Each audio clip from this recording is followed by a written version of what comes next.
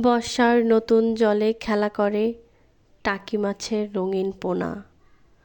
তোমার ভালোবাসার কথা ভুলতে দিয়ে গেছো হাতে কিছু টোনা।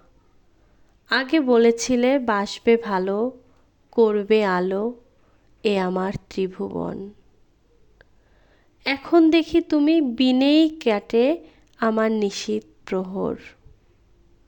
যখন থেকে চাইলাম আমি তোমায় আপনার আপনি করে, পর করিলে আমায় তুমি নিজ গুণে আপন করিতে অন্য রমণীরে।